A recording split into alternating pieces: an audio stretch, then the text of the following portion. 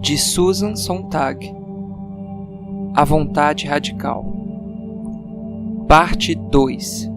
Capítulo 1. Teatro e filme. Existe, com efeito, um hiato intransponível ou mesmo uma oposição entre as artes teatral e cinematográfica? Há alguma coisa genuinamente teatral de espécie diferente do que é verdadeiramente cinematográfico? Quase todas as opiniões sustentam que sim. Um lugar comum no debate é que filme e teatro são formas de arte distintas e até mesmo antitéticas, cada uma delas originando seus próprios padrões de julgamento e princípios formais.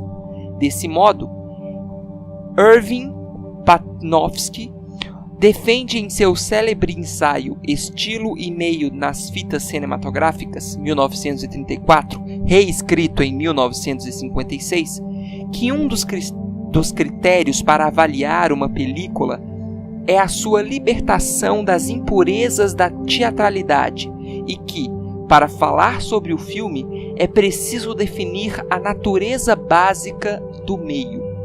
Aqueles que pensam prescritivamente sobre a essência do drama vivo, menos confiantes no futuro dessa arte que os cinéfilos no de sua, raramente assumem uma perspectiva comparável de exclusividade. A história da arte cinematográfica é, com frequência, tratada como a história de sua emancipação dos modelos teatrais. Primeiramente, da frontalidade do teatro, a câmera estática reproduzindo a situação do espectador de uma peça, fixo em sua poltrona. Em seguida, da atuação teatral, gestos desnecessariamente estilizados e exagerados, desnecessários porque agora o ator podia ser visto em close-up. Por fim, dos acessórios teatrais, distanciamento dispensável das emoções do público, descartando a oportunidade de mergulhá-lo na realidade. As fitas cinematográficas, segundo esse enfoque, deixam a extase teatral pela fluidez do cinema, a artificialidade pela naturalidade e pelo caráter direto. Essa visão, porém, é demasiado simples. Essa supersimplificação testifica o alcance ambíguo do olhar da câmera, pelo fato de a câmera poder ser utilizada para projetar uma espécie de visão relativamente passiva e não seletiva, bem como a visão altamente seletiva editada, que em geral se associa aos filmes cinematográficos. O cinema é um meio tanto quanto uma arte, no sentido de que pode abranger qualquer uma das artes de representação, tornando-a uma transcrição fílmica. Esse aspecto de meio ou de não-arte do filme atingiu sua encarnação rotineira com o advento da televisão. Aí, os próprios filmes cinematográficos se transformam em outra forma de representação a ser transcrita e miniaturizada no filme. Uma pessoa pode filmar uma peça, um balé ou um acontecimento esportivo de forma que o filme se torne, falando-se de maneira relativa, uma transparência, e parece correto dizer que se está vendo o fato filmado. No entanto, o teatro nunca é um meio. Assim, por que se pode fazer um filme cinematográfico de uma peça teatral, mas não uma peça de um filme? A arte do cinema manteve uma precoce, porém fortuita vinculação com o palco. Alguns dos primeiros filmes foram peças filmadas. Duze e Bernard estão no cinema, castigadas pelo tempo, absurdas, tocantes. Há um filme inglês de 1913, de Forbes Robertson, atuando como Hamlet. Uma película alemã de 1923 de Otelo, estrelado por Emil Jannings. Mas, mais recentemente, a câmera preservou o desempenho de Helene Weigel em Mãe Coragem, com os Berliner Ensemble. a produção de Obrig no Living Theatre, filmada pelos irmãos Mekas, e a montagem de Marat Sade, de Wise, por Peter Brook. Mas, desde o início, mesmo dentro dos limites da noção do filme como um meio e da câmera como um instrumento de registro, outros eventos além dos que ocorriam nos teatros também foram apresentados. Como ocorre com a fotografia fixa, alguns dos acontecimentos captados nas fotografias móveis eram encenados. No entanto, outros derivam seu valor precisamente do fato de não serem encenados. A câmera sendo a testemunha, o espectador invisível, o olho voyeurista invulnerável. Talvez os acontecimentos públicos, as notícias, constituam um caso intermediário entre os eventos encenados e os não encenados. Contudo, o filme, como cinejornal, geralmente equivale a usar o cinema como meio. Criar sobre um filme um documento de uma realidade transitória é uma concepção bastante afastada dos propósitos do teatro. Ela apenas parece relacionada quando o evento real que se está registrando é ocasionalmente uma atuação teatral. Com efeito, o primeiro uso da câmera cinematográfica foi fazer um registro documentário de uma realidade casual e não encenada. Os filmes de Lumière, a partir de 1890, com suas cenas de multidão em Paris e Nova York, antecedem qualquer filmagem de peças.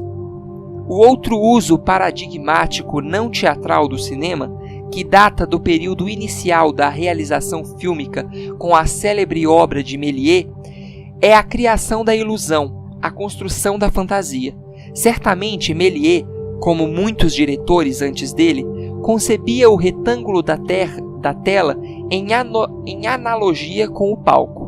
E não somente os eventos eram encenados, eram a própria matéria da criação, jornadas impossíveis, os objetos imaginários, metamorfoses físicas. Mas este fato, mesmo se acrescenta que Méliès situava sua câmera frente à ação e dificilmente a movia, não faz seus filmes teatrais, nem num sentido ofensivo. Em seu tratamento das pessoas como coisas, objetos físicos, e em sua apresentação disjuntiva de tempo e espaço, seus filmes são, no essencial, cinematográficos, até onde isso exista. Se o contraste entre teatro e filme não repousa nos materiais representados ou retratados em um simples sentido, ele sobrevive em formas mais generalizadas. De acordo com certos relatos influentes, a fronteira é virtualmente de natureza ontológica. O teatro emprega o artifício, enquanto o cinema está comprometido com a realidade, na verdade, com uma realidade essencialmente física, que é redimida, para usar o termo notável de Siegfried Kracauer, pela câmera. O julgamento estético que se segue a tal aventura de mapeamento intelectual é que os filmes realizados em cenário da vida real são melhores, isso é, mais cinematográficos que os rodados em estúdio. Tomando Flaherty, o neorrealismo italiano, bem como o cinema verité de Rouch, Maker e Ruspoli, como modelos preferidos, julgar-se-ia com rigor a era do cinema totalmente realizado em estúdios, inaugurada em torno de 1920 por O Gabinete do Dr. Caligari, filme com decoração e paisagens ostensivamente artificiais, e aplaudir-se-ia a direção tomada à mesma época na Suécia, onde muitos filmes com vigorosos cenários naturais eram rodados no exterior. Dessa forma, Panofsky ataca Dr. Caligari por pré-estilizar a realidade e exorta a arte cinematográfica a enfrentar o problema de manipular e rodar a realidade não estilizada, de tal maneira que o resultado tenha estilo. Mas não há razão para insistir em um modelo único para o filme.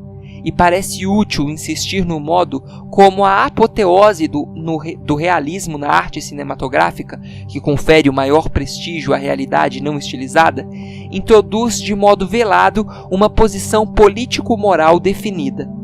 O cinema tem sido muitas vezes aclamado como a arte democrática, a mais importante da sociedade de massa. Uma vez que se leve tal descrição a sério, tende-se, como Panofsky e Krakauer, a desejar que os filmes continuem a refletir suas origens em um nível vulgar das artes, permanecendo leais a seu vasto público não sofisticado. Assim, uma orientação vagamente marxista colabora com um dogma fundamental do romantismo. O cinema, ao mesmo tempo arte elevada e arte popular, é considerado a arte do autêntico. O teatro, por contraste, significa a ostentação, o simulacro, as mentiras. Ele cheira a gosto aristocrático e a sociedade de classes. Por trás da objeção dos críticos aos cenários exagerados de Dr. Caligari, ao vestuário improvável e à atuação floreada de Nana, de Renoir, bem como as falas teatrais do filme de Dreyer, Gertrude, está o julgamento de que tais filmes eram falsos, de que exibiam uma sensibilidade pretensiosa e reacionária, que estava fora de passo com a sensibilidade democrática e mais mundana da vida moderna.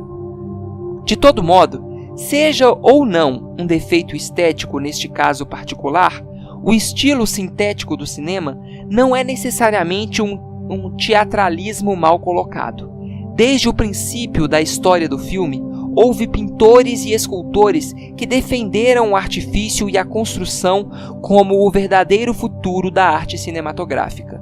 Não a narrativa ou as histórias figurativas de qualquer tipo, seja uma vertente relativamente realista ou surrealista, mas a abstração. Eis o genuíno futuro do cinema. Dessa maneira, Theo van Doesburg, em seu ensaio de 1929, o filme como forma pura, visualiza essa arte como veículo de poesia óptica, de arquitetura de luz dinâmica, de criação de um ornamento móvel. Os filmes cinematográficos realizarão o sonho de Bach de encontrar um equivalente óptico para a estrutura temporal de uma composição musical. Ainda que apenas alguns cineastas, Robert Brier, por exemplo, continuem a perseguir essa concepção de cinema, quem pode negar sua reivindicação de ser cinematográfica? Poderia alguma coisa ser mais estranha à natureza do teatro que um tal grau de abstração? Procuremos não responder a essa indagação com demasiada pressa. Panofsky concebe a diferença entre teatro e filme como uma diferença entre as condições formais de ver uma peça e de ver uma fita. No teatro, o espaço é estático, isso é, o espaço representado no palco, bem como a relação espacial do observador com o espetáculo são inalteravelmente fixos. Enquanto no cinema o espectador ocupa uma cadeira fixa, mas apenas fisicamente, não como sujeito de uma experiência estética. No teatro, o espectador não pode mudar seu ângulo de visão. No cinema, ele está esteticamente em permanente mobilidade, à medida que seus olhos se identificam com as lentes da câmera, que sempre se deslocam em distância e direção. Bastante correto. Entretanto, a observação não assegura uma dissociação radical do teatro em relação ao filme. Como inúmeros críticos, Panofsky tem uma concepção literária de teatro. Em contraste com o teatro, concebido basicamente como literatura dramatizada, textos, palavras, situa-se o cinema, que ele pressupõe ser primordialmente uma experiência visual. Isso significa definir o cinema pelos meios aperfeiçoados no período dos filmes mudos. Mas muitas das películas mais interessantes de hoje, com dificuldade poderiam ser descritas de maneira adequada como imagem às quais se acrescenta o som. e o trabalho mais vivo no teatro tem sido realizado por pessoas que visualizam essa arte como algo mais ou algo diferente que as peças de Ésquilo a Tennessee Williams. Dada sua perspectiva, Panofsky parece tão ansioso por defender a fronteira contra a infiltração do teatro pelo cinema, quanto a do último pelo primeiro. No teatro, ao contrário do cinema, a cena do palco não pode mudar durante um ato, exceto por incidentes como luas que nascem ou nuvens que se reúnem, ou por empréstimos ilegítimos do cinema, como bastidores móveis ou telas de fundo deslizantes. Panofsky não somente assume que o teatro significa peças, mas, pelo padrão estético que ele tacitamente propõe à peça modelo, aproximar-se-ia da condição de sem saída, e o cenário ideal seria ou uma sala de estar ou um palco vazio. Não menos arbitrária é a sua visão complementar do que é ilegítimo no filme. Todos os elementos são demonstravelmente subordinados à imagem, mais precisamente à imagem móvel. Assim, Panofsky afirma: onde quer que uma emoção poética, uma interrupção musical ou um conceito literário, mesmo, lamento dizer, uma das piadas de Groucho Marx, perdem inteiramente o contato com o movimento visível, chocam o espectador como literalmente fora de lugar. O que dizer então dos filmes de Bresson e Godard, com seus textos alusivos e ricos em ideias e sua recusa característica a ser primordialmente uma experiência visual? Como explicar o caráter extraordinariamente direto da câmera relativamente imobilizada de Ozu? Em parte, o dogmatismo de Panofsky, ao deplorar a mácula teatral dos filmes cinematográficos, pode ser explicado se lembrarmos que a primeira versão de seu ensaio apareceu em 1934 e, sem dúvida, reflete a experiência recente de assistir a um grande número de fitas ruins. Comparada com o nível que o filme atingiu no final dos anos 1920, é inegável que a qualidade média das películas declinou agudamente no período inicial do cinema falado. Embora inúmeros filmes sutis e audaciosos tenham sido realizados durante os primeiros anos do som, o declínio geral tornou-se claro por volta de 1937 ou 1934. O mero embotamento da maioria dos filmes desse período não pode ser explicado apenas como uma regressão ao teatro.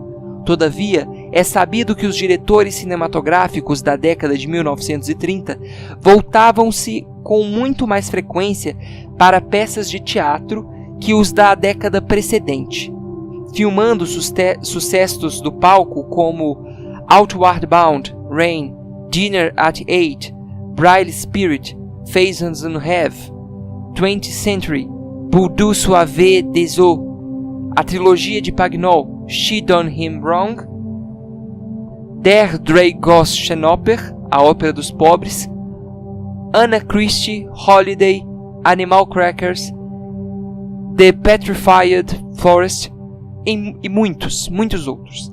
A maioria não tem importância como arte. Alguns são obras de primeira linha.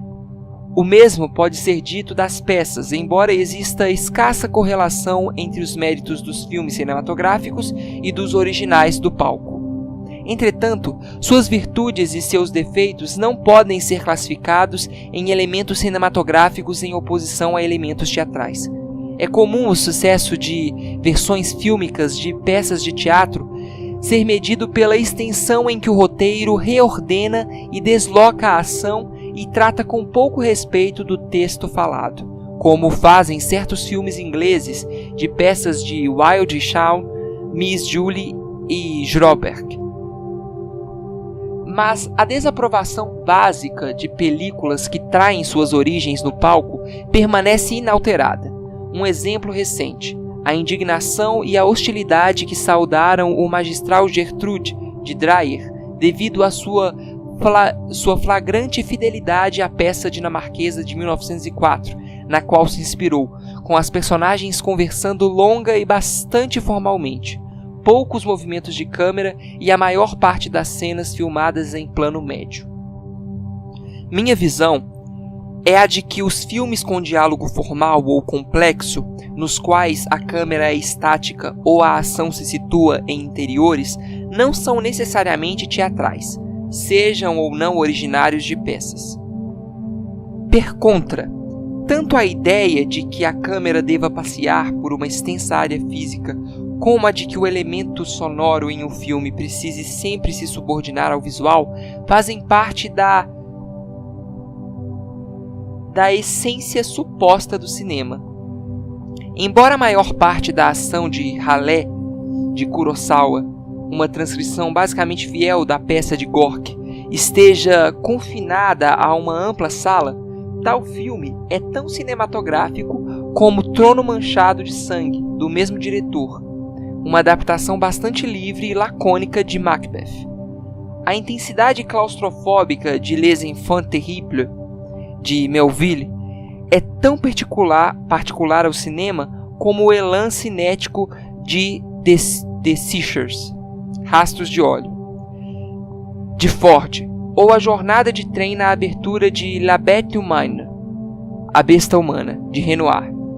Um filme torna-se efetivamente teatral, em um sentido negativo, quando a narrativa é timidamente autoconsciente. Compare-se Au Coupe-toi de l'Amélie, de Altant Lara, um brilhante emprego cinematográfico das convenções e matérias-primas do teatro de boulevard, com o uso canhesco que faz Ophuls das mesmas convenções em La Ronde. Em sua obra Film and Theatre, 1936, Alardice Nicole argumenta que as diferenças entre as duas artes, ambas formas de dramaturgia, é que usam tipos diferentes de personagens. Quase todas as personagens do palco, eficazmente esboçadas, são tipos, ao passo que, no cinema, exigimos individualização e atribuímos grande força de vida independente à figura na tela. Panofsky, a propósito, faz exatamente o mesmo contraste, mas ao inverso, que a natureza dos filmes, ao contrário daquela das peças, requer personagens uniformes e banais. A tese de Nicole não é tão arbitrária como pode parecer à primeira vista. Um fato pouco ressaltado sobre o cinema é que os momentos plástica e emocionalmente mais bem-sucedidos e os mais eficazes elementos de caracterização consistem quase sempre em detalhes irrelevantes ou não funcionais. Um exemplo aleatório: a bola de ping-pong com que brinca o mestre-escola em Shakespeare Voilà, de Ivory. Os filmes de cinema recorrem profusamente ao equivalente narrativo de uma técnica comum da pintura e da fotografia, a descentralização. Daí, a agradável desunião ou fragmentação das personagens de muitos dos grandes filmes, o que talvez seja o significado da individualização de Nicole. Em contraste, a coerência linear do detalhe, a arma no muro no primeiro ato que deve desaparecer no final do terceiro, é a regra no teatro narrativo ocidental e dá origem à impressão de unidade dos personagens, que pode ser equivalente à construção de um tipo.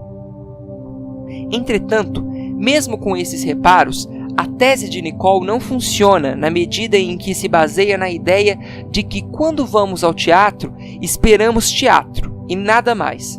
O que é esse teatro e nada mais senão a velha noção de artifício? Como se a arte fosse alguma vez mais do que isso, sendo algumas artes artificiais e outras não. De acordo com Nicole, quando estamos em um teatro, a falsidade da produção teatral recai de todas as maneiras sobre nós, de modo que nos preparamos para não exigir nada além da verdade teatral. Uma situação adversa se obtém no cinema, sustenta ele. Cada membro do público cinematográfico, não importa quão sofisticado ele seja, está essencialmente no mesmo nível. Todos acreditam que a câmera não pode mentir. Como o ator de cinema e seu papel são idênticos, a imagem não pode ser dissociada do que aparece na imagem. Experimentamos o que nos dá o cinema como a verdade da vida. Porém, o teatro não poderia dissolver a distinção entre a verdade do artifício e a da vida? Não é exatamente isso que o teatro, enquanto ritual, procura fazer? Não é esse seu propósito, concebido como um intercâmbio com um público, algo que os filmes nunca podem ser? Talvez Panofsky esteja sendo obtuso quando deplora a mácula teatral nos filmes, mas está correto quando salienta que, do ponto de vista histórico, o teatro é apenas uma das artes que alimenta o cinema. Como ele destaca, é apropriado que os filmes tenham chegado a ser conhecidos popularmente como retratos móveis, moving pictures, e não como fotodramas ou cinedramas.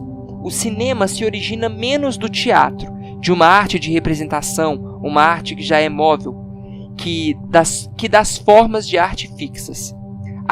As pinturas históricas do século XIX, os cartões postais românticos, o museu de figuras de cera à la Madame Tussauds e as histórias em quadrinho são as fontes criadas por Panofsky. Outro modelo que ele surpreendentemente deixa de mencionar são os usos narrativos iniciais da fotografia fixa, como o álbum de família, a estilística da descrição e da construção de cenas desenvolvida por certos romantistas do século XIX, como apontou Eisenstein em seu brilhante ensaio sobre Dickens, fornecem um outro protótipo para o cinema. Os filmes são imagens, em geral fotografias, que se movem, é certo. Mas a unidade cinematográfica distintiva não é a imagem, mas o princípio de conexão entre as imagens, a relação de um plano com o precedente e com o que vem em seguida. Não existe um modo peculiarmente cinematográfico, em contraposição a um modo teatral de ligar as imagens. Se existe uma distinção irredutível entre teatro e cinema, talvez ela seja a seguinte: o teatro está confinado a um uso lógico ou contínuo do espaço. O cinema, por meio da montagem, isto é, através da mudança de plano, que é a unidade básica da construção fílmica, tem acesso a um uso alógico ou descontínuo do espaço. No teatro, os atores ou estão no espaço do palco ou fora de cena.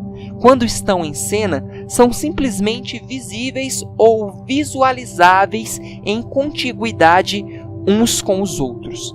No cinema, não há necessidade de tal relação ser visível ou visualizável.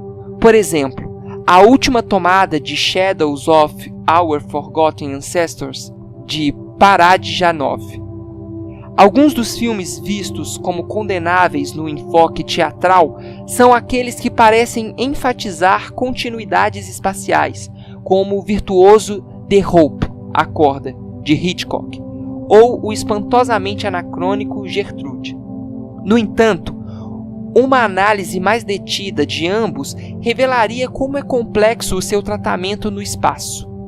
As tomadas longas crescentemente favorecidas no cinema sonoro não são, por si sós, nem mais nem menos cinematográficas que as tomadas curtas características do filme mudo. Dessa maneira, a virtude cinematográfica não reside na fluidez do movimento da câmera ou na mera frequência da mudança de plano, mas consiste na ordenação das imagens na tela, bem como, atualmente, na dos sons. Méliès, por exemplo, embora sem ultrapassar o posicionamento estático da câmera, tinha uma concepção bastante notável de como ligar as imagens cinematográficas.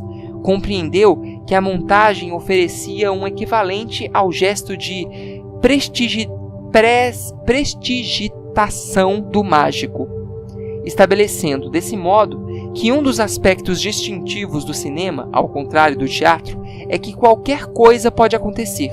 Não há nada que não possa ser representado de modo convincente.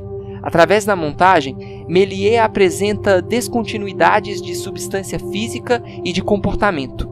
Em seus filmes, as descontinuidades são, por assim dizer, práticas, funcionais. Cumprem uma transformação da realidade ordinária. Contudo, a contínua reinvenção do espaço, assim como a noção de indeterminação temporal, peculiar à narrativa fílmica, não pertence apenas à capacidade cinematográfica de fabricar visões, de mostrar ao observador um mundo radicalmente alterado. O uso mais realista da câmera cinematográfica também envolve um relato descontínuo do espaço, na medida em que toda a narrativa fílmica tem uma sintaxe, composta do ritmo de associações e disjunções. Como escreveu Cousteau, minha preocupação básica em um filme é impedir o transbordamento das imagens, opor umas às outras, ancorá-las e associá-las sem destruir a sua nitidez. Entretanto, é difícil que uma tal concepção da sintaxe do cinema precise acarretar, como pensa Cousteau, sua rejeição como mero divertimento e não um veículo de reflexão. Ao marcar a fronteira entre teatro e filme, o tema da continuidade do espaço parece-me mais fundamental que o contraste óbvio entre teatro como uma organização do movimento em espaço tridimensional, a dança, e o cinema como organização do espaço plano, a pintura. As capacidades do teatro para manipular o espaço e o tempo são simplesmente muito mais cruas e trabalhosas que as do cinema. O teatro não pode igualar os recursos do cinema para a repetição estritamente controlada de imagens, para a duplicação ou equiparação de palavra e imagem, e para a justaposição e sobreposição de imagens. Com o avanço das técnicas de iluminação e um uso adequado de telas de tecido, pode-se efetuar a dissolução no palco, mas nenhuma técnica poderia proporcionar em cena o equivalente à dissolução de uma imagem em outra. Às vezes, a divisão entre teatro e filme é colocada como a diferença entre o texto teatral e o roteiro cinematográfico.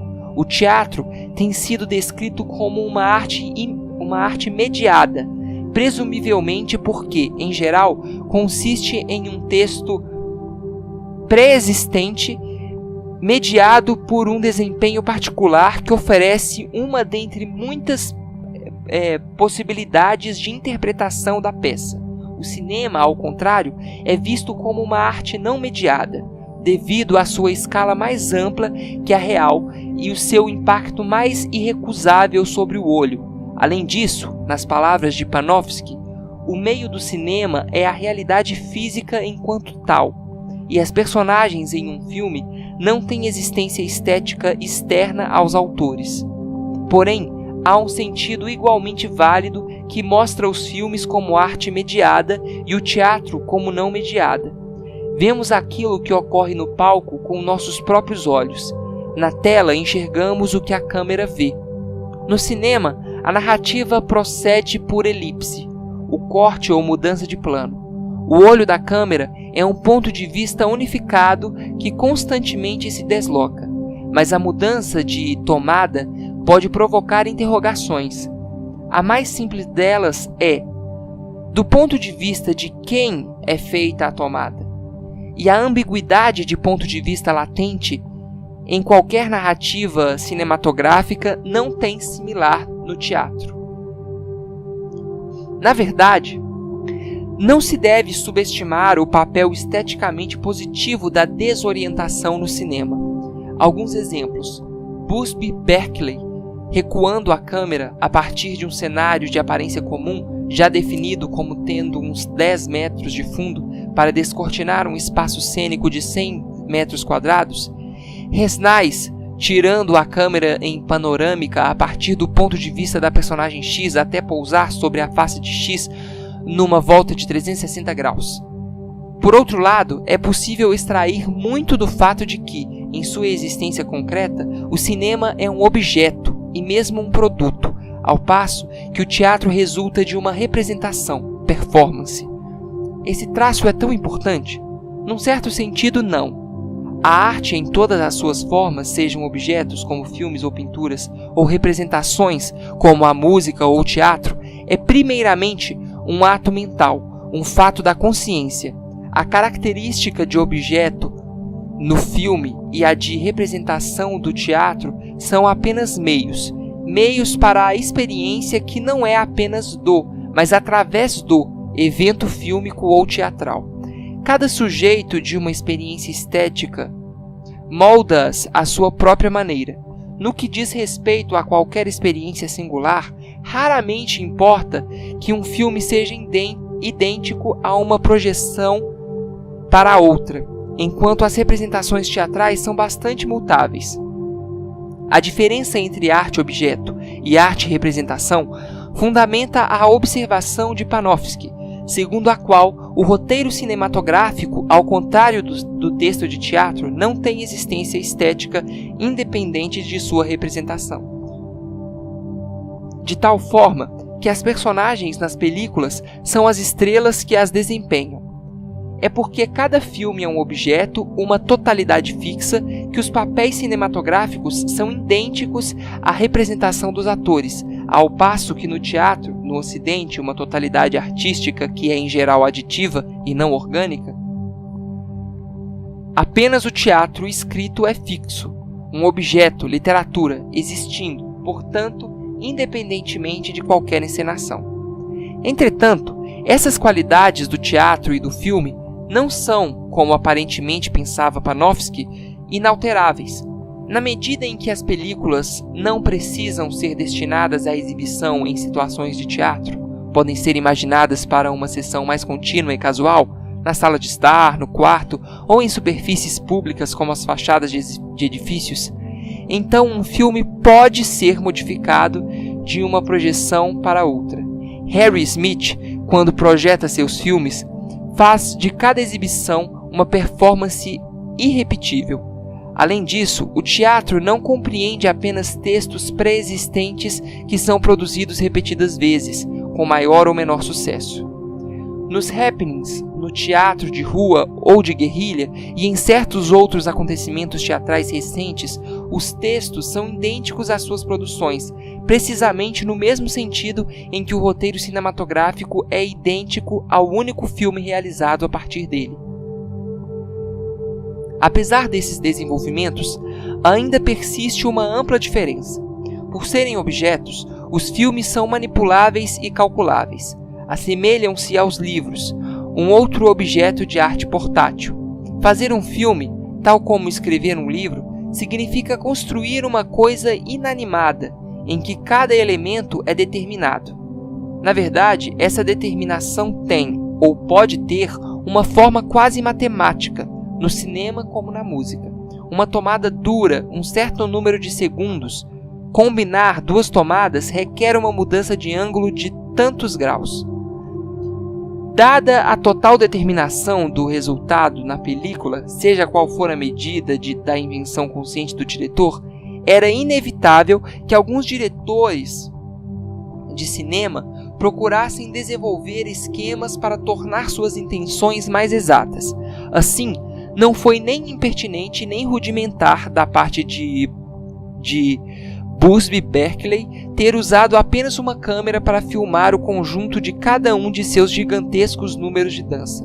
Cada cenário foi projetado para ser filmado de um único ângulo, calculado com precisão. Trabalhando em um nível muito mais autoconsciente de talento artístico, Bresson declarou que, para ele, a tarefa do diretor consiste em encontrar a única maneira correta de efetuar uma tomada. Nenhuma imagem se justifica por si mesma, mas na relação exata e específica que mantém com as imagens cronologicamente adjacentes, cuja relação constitui o seu sentido. O teatro não possibilita mais do que uma aproximação bastante livre com esse gênero de preocupação formal e com tal grau de responsabilidade estética por parte do diretor, o que explica por que os críticos franceses referem-se ao diretor de um filme como seu autor. Por serem representações, acontecimentos sempre ao vivo, as coisas que ocorrem em um palco de teatro não estão sujeitas a um grau equivalente de controle e não podem admitir uma integração de efeitos de exatidão comparável. seria tolo concluir que os filmes superiores são aqueles que resultam de uma maior dose de planejamento consciente por parte do diretor, ou os que corporificam um plano complexo, embora o diretor talvez não tivesse consciência disso, procedendo de uma forma que lhe parecia intuitiva ou instintiva. Os planos podem ser imperfeitos, mal concebidos ou estéreis. E o que é mais importante, o cinema admite inúmeras espécies de sensibilidade bastante diferentes. Uma delas dá origem ao tipo de arte formalizada a qual o cinema, ao contrário do teatro, está naturalmente adaptado. Outra produziu um corpo significativo de obras cinematográficas improvisadas.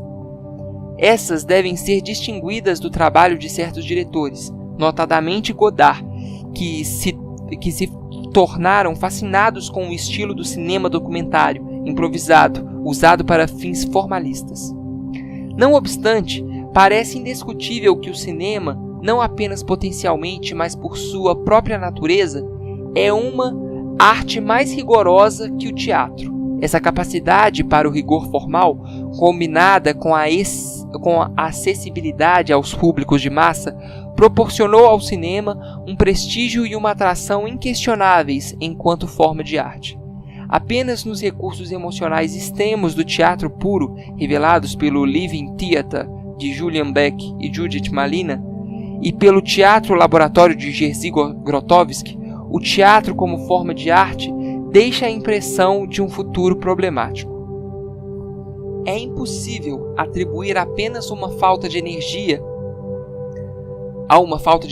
o fato de que o teatro, essa arte madura, ocupada desde a antiguidade com toda a sorte de funções locais, desempenhar rituais sagrados, reforçar a lealdade comunal, guiar os costumes morais, provocar a descarga terapêutica de emoções violentas, conferir status sociais, fornecer instrução prática, proporcionar entretenimento, dignificar celebrações, subverter a autoridade estabelecida, esteja atualmente na defensiva diante do cinema, essa arte atrevida, com seu público imenso amorfo e passivo. Mas o fato é inegável. Enquanto isso, os filmes continuam a manter seu ritmo estonteante de articulação formal. Tome-se o cinema comercial da Europa, no Japão e nos Estados Unidos desde 1960 e considere-se o que os públicos de tais filmes se tornaram habituados em menos de uma década na forma crescentemente elíptica de narração e visualização. Contudo, note-se, a mais jovem das artes é também a mais carregada de memória. O cinema é uma máquina do tempo. Os filmes preservam o passado, enquanto o teatro, não importa o quanto se devote aos clássicos, aos textos antigos, pode apenas modernizar. Os filmes trazem à vida a beleza já morta. Apresentam intactos ambientes desaparecidos ou arruinados. Incorporam, sem ironia, estilos e modas que parecem hoje engraçados. Ponderam solenemente problemas irrelevantes ou ingênuos. A particularidade histórica da realidade registrada no celuloide é tão viva que praticamente todos os filmes com mais de 4 ou 5 anos estão saturados de patos, que não é apenas o das fotografias antigas, pois compreende os desenhos animados e filmes abstratos e herméticos, bem como os filmes comuns. Os filmes envelhecem, por serem objetos, de modo diferente que qualquer evento teatral, por ser sempre novo.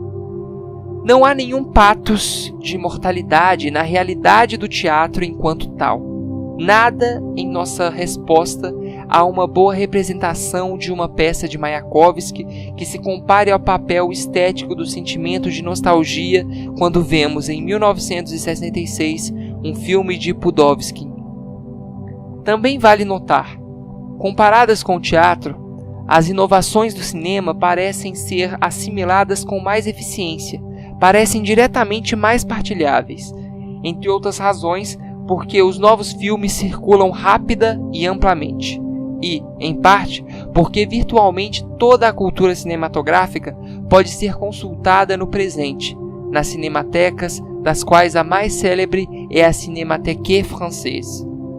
A maioria dos cineastas tem mais conhecimento do conjunto da história de sua arte que a maior parte dos diretores teatrais sobre o passado mais recente da sua. A palavra-chave em toda a discussão sobre o cinema é a possibilidade. Há um uso meramente classificatório do termo, como um insinuante juízo de Panofsky de que, sem a sua limitação autoimposta, os primeiros filmes de Disney representam, tal como são, uma destilação quimicamente pura de possibilidades cinematográficas. Mas, por trás desse uso relativamente neutro, oculta-se um sentido mais polêmico das possibilidades do cinema, na qual o que está regularmente sugerido é a obsolescência do teatro e a sua superação pelos filmes. Assim, Panofsky descreve a mediação do olhar da câmera como capaz de inaugurar um mundo de possibilidades que o palco jamais poderia sonhar. Já em 1924, Artaud declara que as fitas cinematográficas tinham tornado o teatro obsoleto. O cinema possui uma espécie de poder virtual que penetra a mente e revela possibilidades nunca imaginadas. Quando a jovialidade dessa arte for combinada nas doses corretas com o ingrediente psíquico que ela comanda, deixará o teatro muito para trás, relegando-o ao sótão de nossas recordações. Quando, porém, o som foi introduzido, Artaud desencantou-se com os filmes e retornou ao teatro. Meyerhold, assumindo o desafio de frente, pensava que a única esperança para o teatro repousava em uma competição total com o cinema. Vamos cinematizar o teatro, exortava, propondo que a montagem das peças fosse industrializada, que as salas de teatro pudessem acomodar públicos de dezenas de milhares, em vez de centenas de pessoas. Meyerhold também parecia encontrar algum alívio na ideia de que o advento do som assinalaria a decadência dos filmes. Acreditando que o apelo internacional dos filmes dependia inteiramente do fato de os atores de cinema, ao contrário dos de teatro, não terem de falar um idioma particular, ele foi incapaz de imaginar em 1930 que a tecnologia, dublagem e legendas, pudesse resolver o problema. O cinema é o herdeiro, o rival ou o reanimador do teatro. Sociologicamente, é, sem dúvida, o rival. Um entre muitos. Se é seu herdeiro, depende parcialmente de como as pessoas compreendem e utilizam o declínio do teatro como forma artística. Não é possível garantir que o teatro não atravesse um estado de declínio irreversível, a despeito de interrupções de vitalidade local. E as formas de arte têm sido abandonadas, ainda que não necessariamente por se tornarem obsoletas. Mas por que deveria o teatro se tornar obsoleto por ação do cinema? As previsões de obsolescência equivalem a declarar que certa coisa tem uma tarefa particular, que outra coisa pode fazer tão bem ou melhor. Contudo, o teatro tem uma tarefa ou uma aptidão especiais, uma função que o cinema esteja mais bem preparado para desempenhar? Aqueles que preconizam a morte do teatro, assumindo que o cinema englobou sua função, tendem a atribuir uma relação entre os filmes e o teatro reminiscente do que antes já se dissera sobre a fotografia e a pintura. Se o ofício do pintor realmente não passasse da construção da semelhança, então a invenção da câmera poderia, com efeito, tornar obsoleta a pintura. Mas dificilmente a pintura é apenas o retrato, do mesmo modo que o cinema não é só o teatro democratizado e feito disponível às massas, porque pode ser reproduzido e distribuído em unidades padronizadas portáteis. Na ingênua fábula da fotografia e da pintura, esta última viu sua pena suspensa quando reivindicou uma nova tarefa, a abstração. Assim como o realismo superior da fotografia foi visto como libertador da pintura, permitindo-lhe atingir o abstrato, a força superior do cinema para representar, não meramente estimular, a imaginação talvez pareça ter, de modo similar, animado o teatro, convidando a gradual obliteração da trama convencional. Foi o que se supôs ter ocorrido, não o que na realidade ocorreu. De fato, A pintura e a fotografia evidenciam um desenvolvimento paralelo, em vez de uma rivalidade ou suplantação. E, num nível desigual, também o teatro e o filme.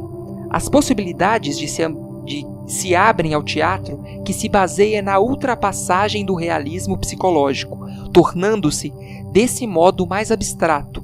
São igualmente pertinentes ao futuro dos filmes narrativos. De maneira inversa, a ideia do cinema como testemunho da vida real, testemunho e não invenção ou artifício, o tratamento de situações históricas coletivas em vez da descrição de dramas pessoais imaginários, parece relevante também ao teatro.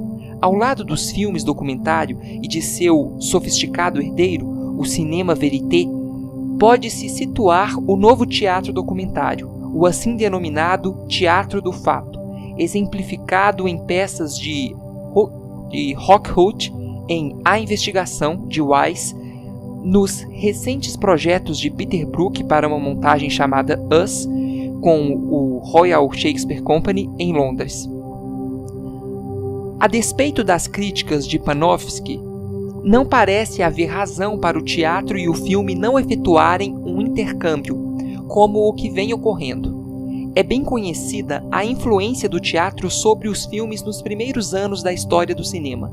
De acordo com Krakauer, a iluminação peculiar de Dr. Caligari e de muitos trabalhos alemães no início do século 1920, dos anos 1920, pode ser referida a um experimento com iluminação que Max Reinhardt realizava pouco antes no palco em sua montagem de O Mendigo, de Sorge. Mesmo naquele período, entretanto, o impacto era recíproco. As façanhas do filme expressionista foram imediatamente absorvidas pelo teatro expressionista. Estimulada pela técnica cinematográfica do Iris Rin, a iluminação teatral adotou o isolamento de um único ator ou de algum segmento da cena, ocultando o restante do palco. Cenários móveis procuraram aproximar-se do deslocamento instantâneo do olho da câmera. Mais recentemente, noticiou-se o emprego de engenhosas técnicas de iluminação pelo Teatro Gorky, em Leningrado, dirigido desde 1956 por Georgi Tovstonov, as quais possibilitam mudanças de cenário incrivelmente rápidas por trás de uma cortina horizontal de luz. Hoje, com poucas exceções, o tráfego parece de mão única, do filme ao teatro. Particularmente na França e na Europa Central e Oriental, a encenação de muitas peças é inspirada pelo cinema.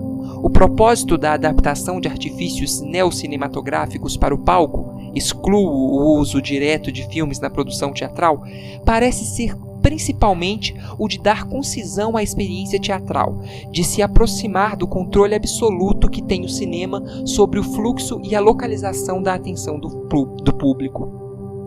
Porém, a concepção pode ser ainda mais diretamente cinematográfica. Um exemplo é a produção de Józef Svoboda de A Peça do Inseto, Irmãos Capek, pelo Teatro Nacional Tcheco, em Praga, recentemente vista em Londres.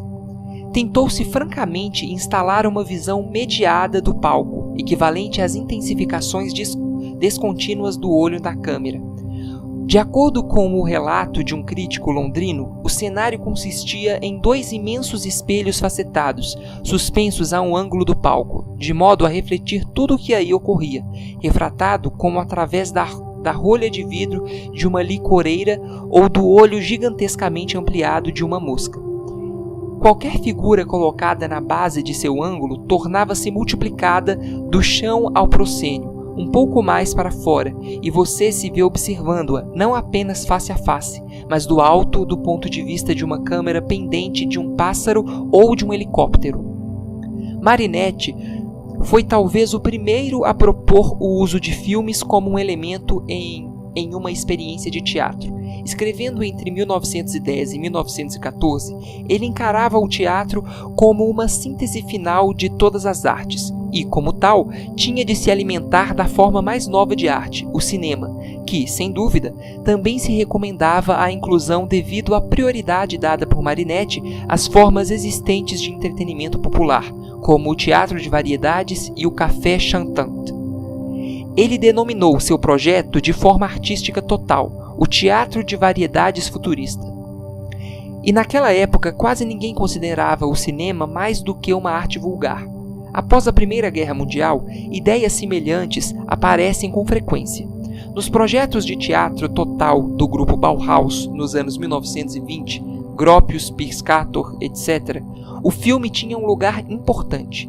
Meyerhold insistiu em seu uso no teatro, descrevendo seu programa como a realização das antigas propostas totalmente utópicas de Wagner, para empregar todos os meios disponíveis das outras artes.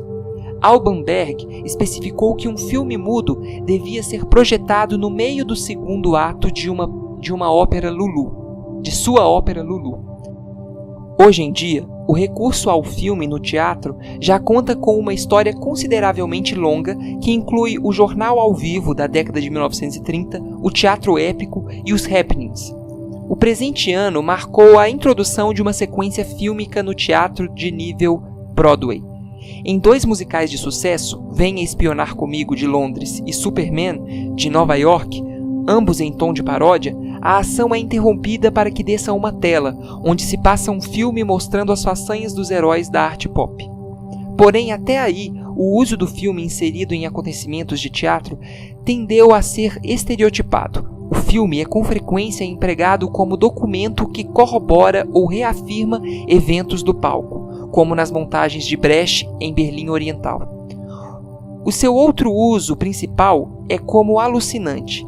Exemplos recentes são os happenings de Bob Whitman e um novo gênero de situação de clube noturno, a discoteca Mixed Media, meios combinados, The Plastic Inevitable, de Andy Warhol, e World, de Murray.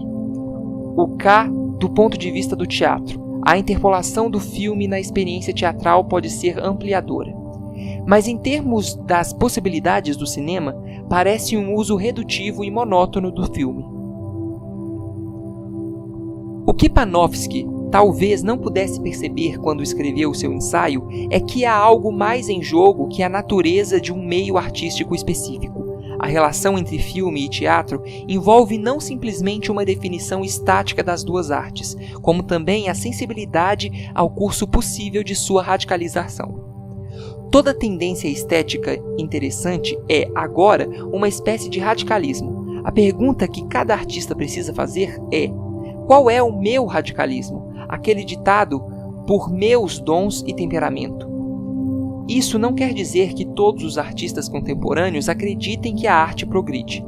Uma posição radical não está necessariamente voltada para o futuro. Considerem-se as 2 posições radicais básicas na arte atual. Uma recomenda a quebra das distinções entre gêneros. As artes devem resultar em uma arte, consistindo em muitas espécies diferentes de comportamento que ocorrem ao mesmo tempo, um magma ou uma sinestesia comportamentais imensos.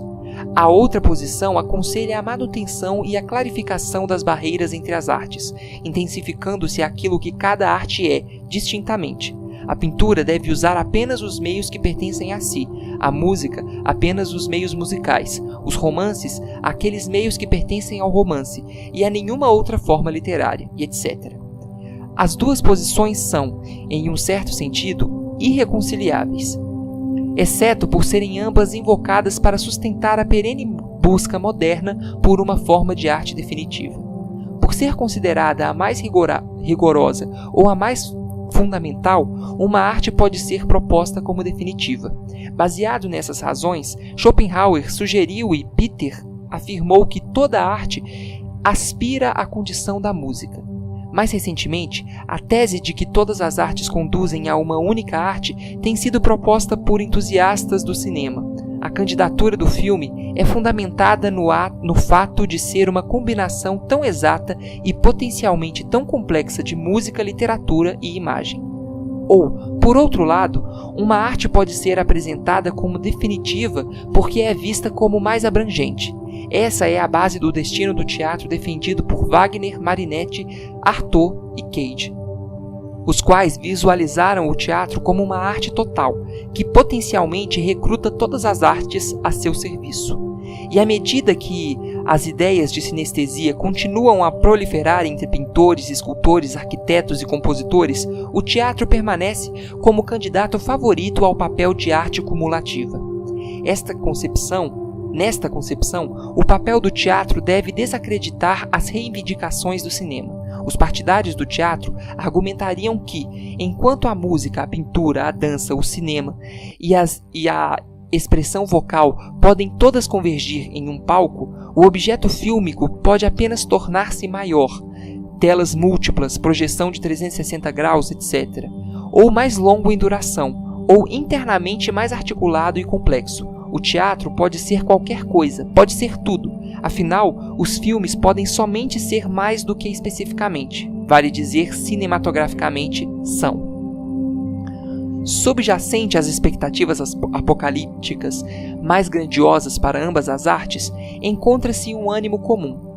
Em 1923, Bela Balax, antecipando detalhadamente a tese de Marshall McLuhan, descreveu os filmes como o símbolo de uma nova cultura visual que nos desenvolve, que devolve nossos corpos e particularmente nossas faces, tornados ilegíveis, sem alma, inexpressivos pela secular ascendência da impressão. Uma hostilidade contra a literatura, a imprensa e sua cultura de conceitos também informa a maior parte do pensamento interessante sobre o teatro em nosso tempo. Nenhuma definição ou caracterização de teatro e cinema pode ser tomada como certa, nem mesmo a observação aparentemente autoevidente de que tanto um como o outro são artes temporais. No teatro e no cinema, como na música, ao contrário da pintura, as coisas não são apresentadas todas de uma vez, mas existem atualmente processos significativos que apontam para o aspecto atemporal dessas artes.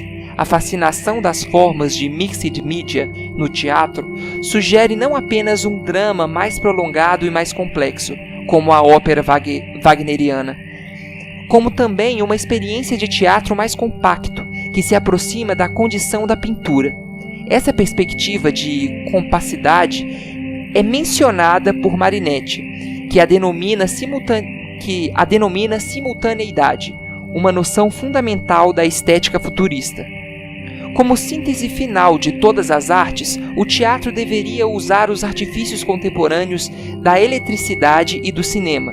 Isso permitiria às peças serem extremamente curtas, uma vez que todos esses meios mecânicos capacitariam a síntese teatral a ser atingida no menor espaço de tempo possível, à medida que todos os elementos pudessem ser apresentados simultaneamente.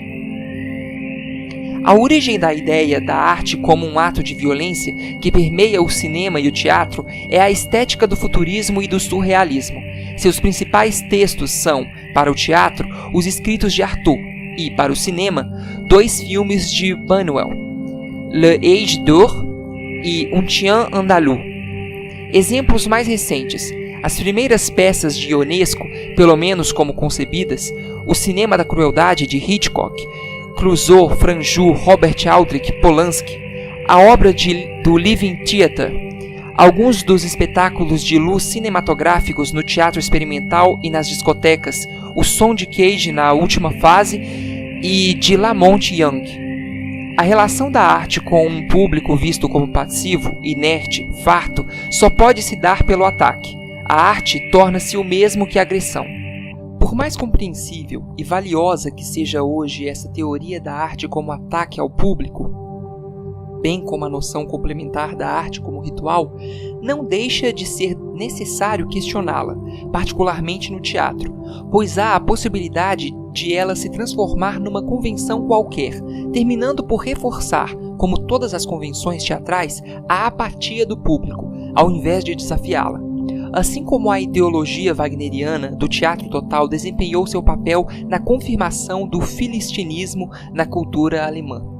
Além disso, a eficácia do ataque deve ser avaliada com honestidade.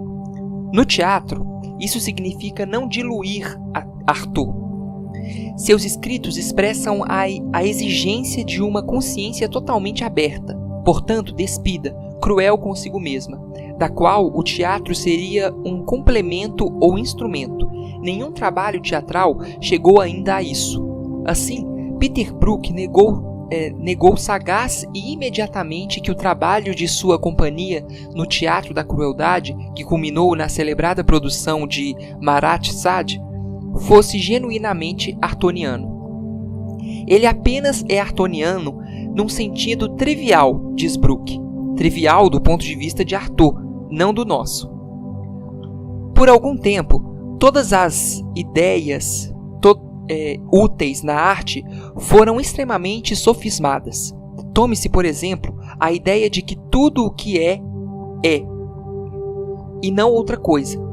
Uma pintura é uma pintura, uma escultura é uma escultura, um poema, e não prosa. Ou a ideia complementar. Uma pintura pode ser literária ou escultória, um poema ser prosa, o teatro competir com o cinema e incorporá-lo, o cinema ser teatral.